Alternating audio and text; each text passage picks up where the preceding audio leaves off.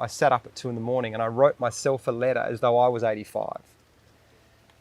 And it made me think about, was I brave enough to tell the stories I wanted to? Did I actually keep hiding behind my own insecurities and my thoughts? Or did I seize this beautiful, precious life that we get in all the space and time? Come on, like, get over yourself. Like, say what you want to say. And yeah, that sort of stayed with me, I guess. And now still doing that, still battle that sometimes. But yeah, I think especially when you're focusing on things that are bigger than any of us, that provides a shield almost. It's not about me. So my ego gets out the way. It's like, no, there's a bigger story to tell, and just let it come through you and just let it out and just keep going.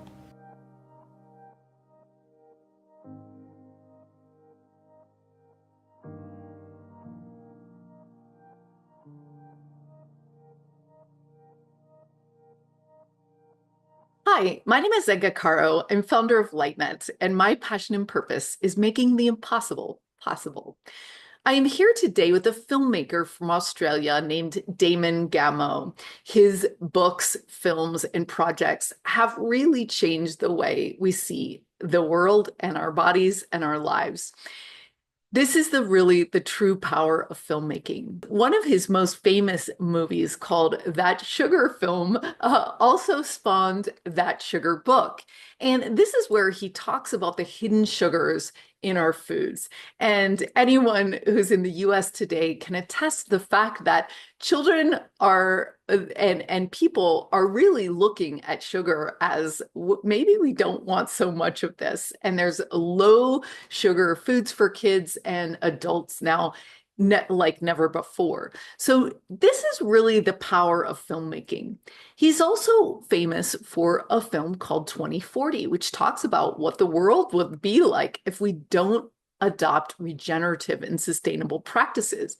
This was written to his daughter as a film, and now it has been in 1.5 million schools, influencing children and farmers all around the world. He has been nominated for the NWS Australian of the Year. His work is incredible, and I'm so excited to bring his passion and purpose to you today. I've actually got a tattoo of a dolphin on my arm, and the mythology around a dolphin is joviality, intelligence, and a helper of humans. And I thought that was a really good way to live a life. And so I think my purpose is to keep things light, to be playful, and to educate. And I love it. I, for a long time, thought I wanted to be an actor and had just done acting things. And then always felt like every now and again you'd get a job that was really satisfying, but they were really rare. And got to a point where I thought, why am I telling other people's stories? Like I have things to say, why aren't I saying them? And because I saw how powerful films could be in creating change or altering a mood in a cinema or whatever it might be. And so I did decide to make a film, and then I just saw the benefits of that film and how it started to change people's lives, and that just forever changed me, because I saw it as an incredible agent for change and a tool to make a profound impact in the world. And just never ever look back from that, and know that that's what I'm going to do for the rest of my life now, because I've just found the thing that I like doing and I'm good at, and that's, I feel very, very grateful for that. Yeah, so probably give it context. Yeah, in terms of like an obstacle to overcome, I think, to find a purpose, it was like probably getting out of my own way. I had really, really self-destructive thoughts for most of my childhood and adolescence, and paralyzing in terms of, who am I to do this, or I can't do that. I'm just, real imposter stuff. And I just sort of had to get that cracked open through a project, and did a film, and I was so literally shaking the night that it came out, because I just had never put myself out there like that.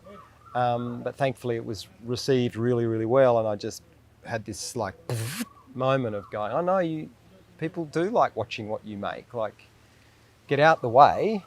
And I remember I was quite sick, and I was in a hospital bed, and I was in a room, sharing a room with 3 men in their 80s. They were all in their mid 80s, and I was in there for a week. It was comedy gold. just the conversations we had. But one night I couldn't sleep, and I sat up at 2 in the morning and I wrote myself a letter as though I was 85.